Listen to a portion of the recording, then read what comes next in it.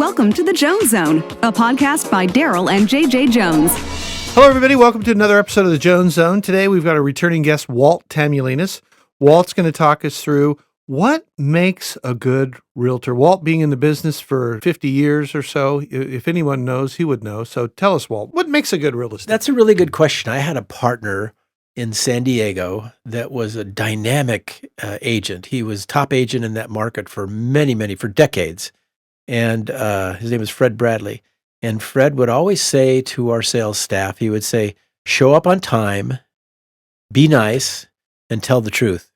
And I think telling the truth is one of the most important things. You got to get to the point where you're helping the client in spite of their false expectations. And so I know you're in the field on a day-to-day basis. You'd be a better person to answer that question. What do you think it takes to make a good real estate agent? Well, yeah, those are three great traits. You need to be experienced. Obviously, experience helps because a lot of these problems that we see in today's market are the same problems we had 5 years ago, 10 years ago, 25 years ago. So experience is incredibly helpful because you'll typically know how to navigate through that issue because of experience.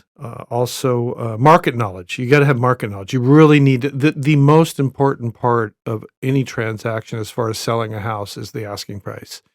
If you can be the greatest photographer, you can be the greatest stager, you can be the greatest internet provider, all that stuff. But if it's priced wrong, it's all for naught. I mean, you just have to have it priced right. And that can only come with an experienced agent who's very knowledgeable about the houses in that particular market.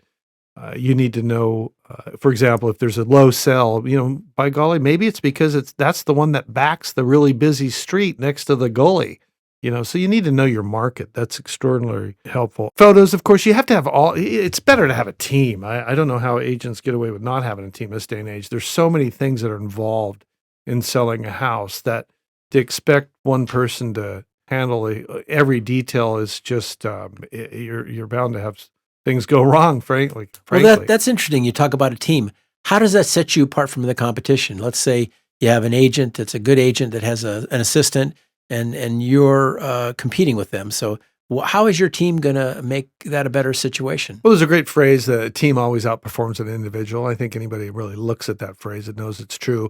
Another thing in real estate, one of the greatest things, one that needs is just communication. Even if it's bad news, it's better than no news. So the point being, communication is so important. And with me, my team and myself, we constantly communicate with our clients. I mean, it's rare for us to go a few days without touching a client one way or another, giving them an update. Even if it's an update that just says, look, we're in the hurry up and wait mode. We're just waiting for the loan docs to arrive. So there's really nothing to be done this week, but constant communication in which it would be hard for an individual to do that with all their clients. So they're either going to get a hold of me or someone on my team to get an update. Everybody wants to know what the heck is going on.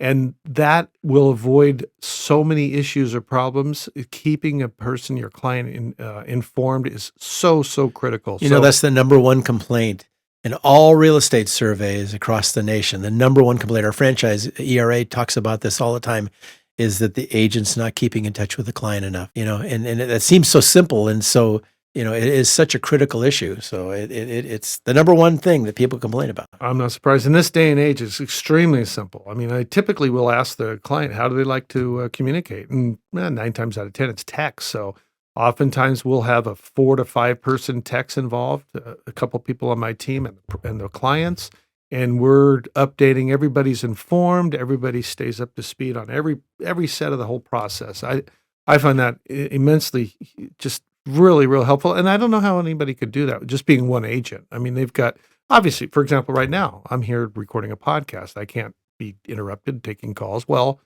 I can because I've got a team. My team can do it. Someone's going to be there to answer their questions. So those are part of the qualities that makes a good real estate agent. Also, just empathy. You need to be very empathetic. You need to know what people are going through. And that's why I know that in communication is so important. I know exactly how stressful it is. They talk about, what is it? The most stressful things in lives are buying a house, a marriage, I suppose a divorce, hopefully not a divorce because you don't get one, or death, Am I missing anything? I know, folks, we have great empathy for you. We put you through this torture to make you move. It is the most, the greatest evil that we have to experience in our life is we have people that make decisions that, Rockwell, for example, or Boeing, and they buy, titanium for airplane wings, and it's the company's money that they're spending. But boy, when you're spending that $1 million or your household investment, and then you got to uproot the kids out of their schools. It's like really, really traumatic, So we do have great empathy for you. I have a question for you about that the team. What do you say, and how do you address the issue? Darryl, I don't want to talk to your team. I hired you. I want to talk to you. No problem. I am available every single day of the week, so you can contact me anytime you want. I will not. I tell clients this, and it's true. Frankly, it's maybe a personality trait of mine. I can't not get back to somebody if I know someone's trying to get a hold of me, for starters. And frankly, that's oftentimes at the beginning. I tell them that, and they're so happy with the service that we provide as far as the communication because of the team.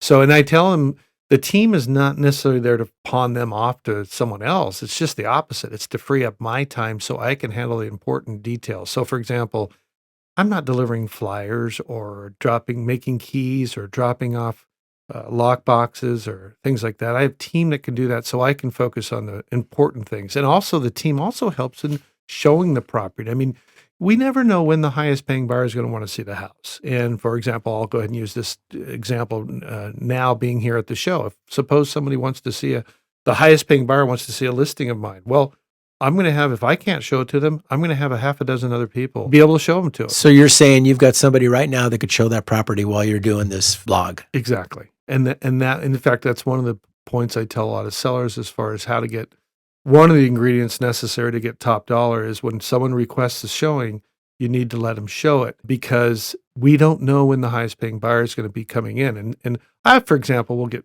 clients, and I get it. I understand it. It's a pain selling a house. It's not fun. I've sold houses, my own houses.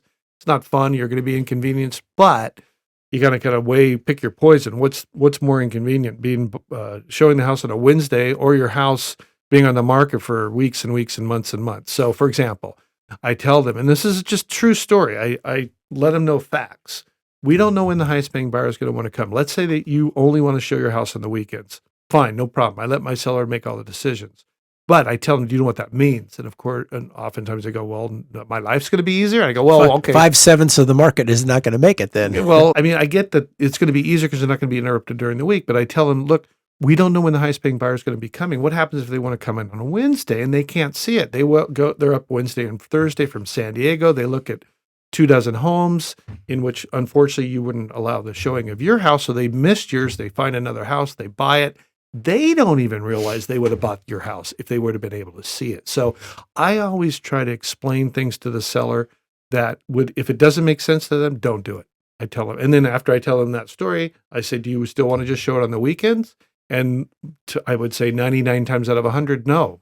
I want that highest paying buyer. Okay, well, then this is an ingredient that you need for the transaction, which is to have it be shown. I'm not talking about people knocking on your door at midnight. I'm talking about with an appointment and they're coming, and et cetera, et cetera. Well, it's interesting. You're a really top listing agent in the county. You have a great amount of inventory. And so one of the things that we need to emphasize here is that you're creating buyers. When you sell that property in Aliso Viejo, they may be moving to Brea. So you're creating a buyer for Brea. When you sell that property in Brea, and they're moving to Yorba Linda, you're creating a buyer for that market. And so you have an opportunity to sell your own listing. Yeah, and not only that, it also gets me buyers. So for example, let's say I get a call on a house and it's got a pool. And they go, oh, I didn't know it had a pool. I'm looking for one that doesn't have a pool. Oh, you got to come and look at my new listing over here on ABC Street. And boom, more buyers coming my way tends to help all my sellers because of that reason. I can fit them into the listing that would fit their needs best. And what's the best way you generate these buyers for your inventory? It seems like you have pretty good mega open houses. We have a mega open house. I have some guys that put up 100 signs a weekend for me. So we get a great exposure at the open houses. Open houses were oftentimes, when I first got in the business, people thought, open houses were just a way for real estate agents to obtain new clients. And sure, that still exists, of course, but it is so much more effective than it used to be. And I think it's largely based on the internet being such a big influence in everyone's life that the buyers They'll go and they'll say, oh, I don't want to bother our agent. Let's go look. It's open. Oh, it's open this weekend. Let's go see it at the weekend. So even though you can read some stats that claim that open houses is a small percentage of items that cause the sale, it's skewed because they're not counting buyers who came to the open house, saw it at the open house. Then they call their realtor to write them up an offer, and that gets categorized as a realtor to realtor, realtor to realtor. But it's not. It was caused by that open house as far as what was the impetus of that sale. Is that a good word? Impetus?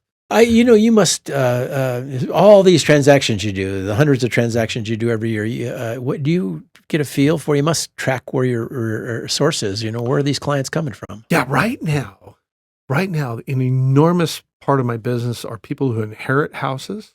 So parents passed, grandparents passed, whoever. I just sold a house for a lady whose brother passed away and she inherited the house. And then folks moving out of state. Got an enormous percentage of people moving out of state. In fact, I have even a series on this podcast show. My wife came up with it. Was we had so many people moving out of state. She had said, you should have a show on Californians who've moved out of state. So I've got one for, in fact, I'm still in the process of Texas, Florida, Tennessee, Arizona, Nevada. Oh yeah. Yeah. So I'll interview Californians so they can give a compare and contrast. Sorry, I'm kind of going off topic. What was your where your clients come from? So yeah, so that and a lot of return clients, a lot of clients who are referrals. People that I've done business with, I've got a tremendous amount of referrals. I'm so grateful to it's just a beautiful thing. Darryl, I think that's because you do a really good job. They say, hey, I know this guy, he's taking care of me. Yeah, I mean, I hope so. That's it's the old golden rule: treat everybody the way you want to be treated, right? What do you think's the hardest part of your job? The hardest part of my job? Well, just bad news. I mean, bad news. What's an example? Well, tell me what example. Well, I had just had one that we were supposed to close and it didn't close on time. So this is extremely rare, frankly, because normally I remember when I first got in the business, we had a lot fall out because they couldn't get financing. But by golly, the last 10 years, I rarely have something fall out because of financing. And well, lo and behold, this one couldn't get financing. So it was delivering that bad news to the client. We're going to be able to resolve it. So I was able to set him up with another lender. The buyer wasn't my buyer, but with another lender, and it looks like we're going to be able to save it. And so that's it's hard delivering bad news. You always want to be delivering good news, but again, it's so much more important to deliver that bad news in a timely manner than not, because when you don't deliver any sort of news or update, oftentimes the client's mind will just wander, and they'll wander into bad spaces, bad places, and think, "Okay, goodness, what's going on?" And so you want to put them at ease. So that's a hard thing to deal with. I would stick with that. I'm not sure. I really love my job. There's not a lot I dislike about it. I mean, it does have weird hours. I mean, I'm pretty much on call, kind of 24/7 for the most part. So why do you think you're successful? I'm pretty diligent. I'm sympathetic, empathetic with people. I care about people. I feel as though I'm a protector for people. When someone comes to me with their asset, I feel as though I'm almost like a doorman or a bodyguard or a protector of their asset. So I'm there to make sure that they get as much of that asset that they've worked so hard for and they've owned it for 20 years. And so I protect them from buyers who want to get it at a low price, for example. I mean, that sounds obvious. Obviously, buyers want to get it for a low price, but there are ways that you can do that. I want to let everybody know that I've known you for decades, and I watched you when you were sort of starting to become a superstar. You're always hustling out there, always making things happen, but your career has blossomed into this gigantor success that you've had. It's really amazing. One of the top agents in all of Orange County market, which is, there's not many of them. And you control the inventory. You're the guy that gets the listings. But I want to make an observation. I brag about you to people that I talk to because you're very unusual. And here's your superpower. You have great humility. You're humble. And you're fun and you're funny, but at the same time, you're humble. And that's rare of a superstar. They get to believing in their own legend, and then they lose that touch that they need for their clients. So I think that's one of your superpowers is your humility, that you and that gets to that empathy you're talking about. That's what you really mean. And your folks did a great job raising you, but that humility is rare when you don't have the prima donna complex that a lot of top agents have. So I think people relate to you much better as a result of that. And that's why they keep coming back. That's the key to those referrals when they keep coming back for you. Well, hopefully. Thank you. That's very nice of you. I mean, try to be. I mean, my goodness, we're all just people trying to Right. get through life. What do you do when somebody you're sitting in a listing presentation and somebody wants $1.8 million and top dollar's $1.5 million? How do you deal with that? Well, I explained to them that a couple things. One, when they list their house, you're not agreeing to sell it. When you list a home, you have not just entered into a sales agreement. You're simply hiring someone to get you a price for your home. You're not deciding to sell the house until you've signed an acceptance. So when they know that that list price is not something that can be forced on them, then they become a lot more understanding, and they realize that, number one. Number two, I'll show them data on how important it is to price it properly. So if they, for example, think that it's worth $1.8 million, or they want to ask $1.8 million, and it looks like it's probably going to be like $1.5 million, and how detrimental that will be. It's very counterintuitive. Oftentimes people think, okay, how do I get the most money for my house? Well, I'm going to ask $2 million. If I want $1.5 million, I'll ask $2 million. Well, no, actually, if you want, and well, obviously it's predicated that it's worth that much or whatever it is, worth close to that. But you're better off actually pricing a little bit under what it's, let's say it's worth. Let me preface this by going, we never know exactly what a property is worth. We know a ballpark. So let's say the ballpark's $1.5 million. You want to price it a little bit less than $1.5 million to get the most money. I'm not talking about selling it for less at all. I mean, that's one of the things that I have to really instill in my clients when I talk to them about listing prices. One of the things people don't realize is when you get an offer, what do you have to do with that? You don't have to do anything. Our professional courtesy says we tell them, well, they're not going to take your offer, but you don't have to do anything. So if you listed a property at 1.2 million and they wanted 1.5, and you get like 10 offers at 1.2 million, you don't have to do anything. But we do. We counter. And this is another big mistake I think that's being made. There are so many, I guess it's sellers and or the listing agent that tell their sellers to just respond to the top 3 offers, for example. And we've got 14 offers.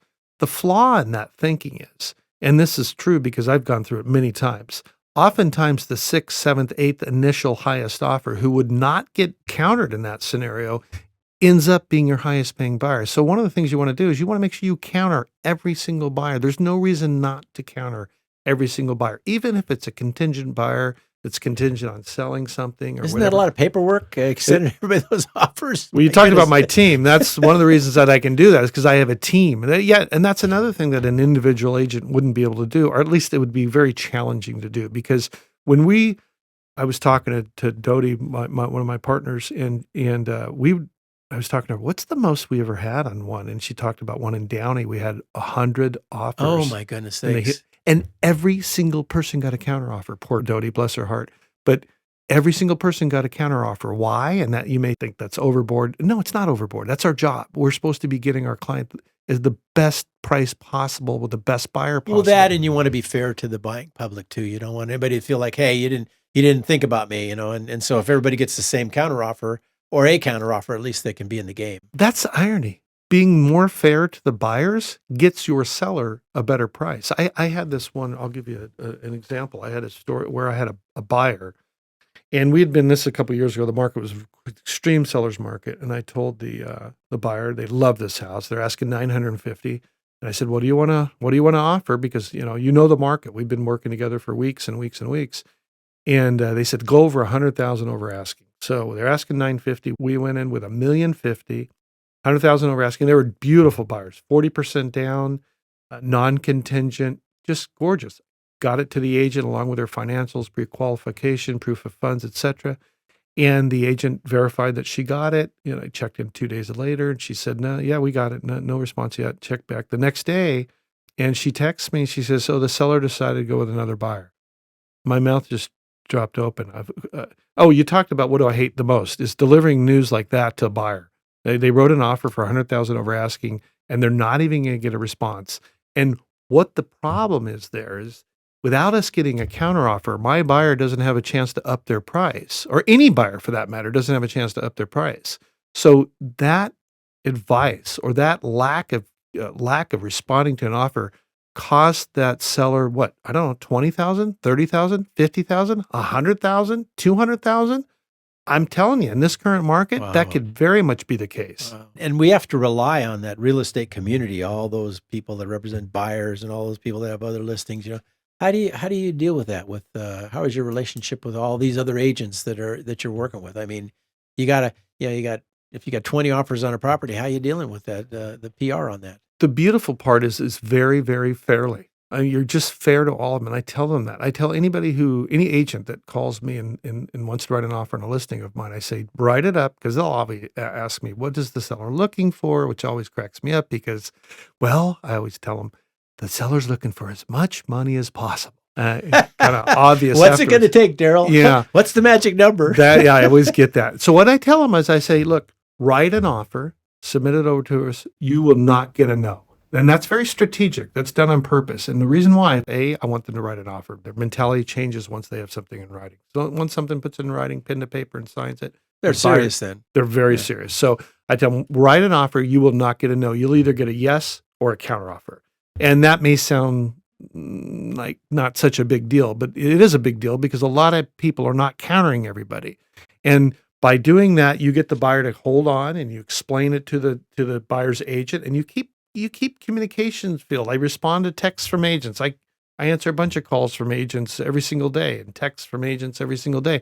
And typically just lines of communication that are open. And then you just treat them fairly. And what I mean by fairly is you give them a chance. I don't ever assume a buyer, for example, won't pay something. If the seller says, let's counter this buyer at X, I don't go, oh no, boy, I don't think you want to do that. I'll go, well, yeah, okay, let's try it. Now, I do put safeguards in place. So for example, in this current climate, we're getting multiple offers. So I won't counter everybody at the same time. They're going to get countered at different times. So for example, I'll keep the highest, our reigning champ, let's call it, our best and highest offer. We'll keep that there until we get a higher offer than that. Then we get a higher, then we'll go to them and counter. So for example, let's say we have 5 offers. We'll counter the 4 lower offers higher than whatever that highest offer is. And then once we get their response, typically, let's say a couple of them accept it. In the meantime, we're getting more offers. Then we go to that highest offer and then counter them. And we just slowly kind of walk the offers up the totem pole. And by giving all the buyers a fair shot, they love it.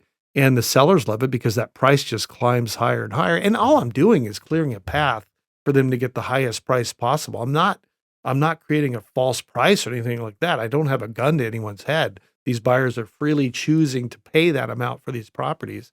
And so that's just a real critical part, is just being really nice to everybody. What the heck? And it speaks to the strategy of pricing it conservatively. So you don't price people out of the market that wouldn't normally make an offer. So you price it conservatively. You want to get the group of people bidding on it, and the frenzy begins. And what does everybody want in life? What everybody else wants. Yep. And so it gets bid up. Here's a tough one. Here's the hot potato I'm going to give you. How do you deal in a dual agency situation? You're going to sell your own listing. And how do you keep the secret? The buyer says, hey, what's the seller want? What's the price? And the seller goes, well, how much will the buyer pay? How do you deal with that? Oh, that's I think, somewhat simple, frankly. You just, whatever I talk about with my buyer individually, that's privileged information. That's strictly between the buyer and myself. The same is true with the seller. The seller and the seller says, I would have taken $50,000 less. Well, okay, that's just privileged information. There's that famous story with the farmer and the businessman. The businessman or the land developer comes and buys the farm, and they're doing the walkthrough. They already closed the escrow, and the businessman comes over to get the keys, and the farmer says, I would have sold it to you for $10,000 less than what you paid. And the businessman said, well, I would have paid you $10,000 more than what I paid. The point is, let's make sure that businessman or that buyer is paying the maximum amount that they'll pay. And that's done through a very sophisticated, diligent way and a strategic way of countering and responding and speaking, even knowing what words to say. I realize that whenever I'm talking to a buyer's agent, that whatever I tell that buyer's agent, they're going to go and tell that buyer. So I choose my words very, very carefully. So as long as you just keep up the the agency agreement that you have with your principals, whether it's the buyer or the seller, Which is to be fair with everyone. which is to be fair with everyone. And then whatever we speak into privately, that's confidential. That's no one's business but between us. Does that answer your question? Good Well, this is answer. kind of neat to being on the receiving end somewhat here of these questions. So, I know. You like to talk, do you? You ever get tired? I mean, you go on a listing presentation every night. You must get tired of doing these sometimes. No, it's great. I love this job. I mean, it's different every day. I meet different people all the time. I don't have to sit behind a desk. I love it. I'm here doing this It beautiful. really is, isn't it? Each situation is so unique and different.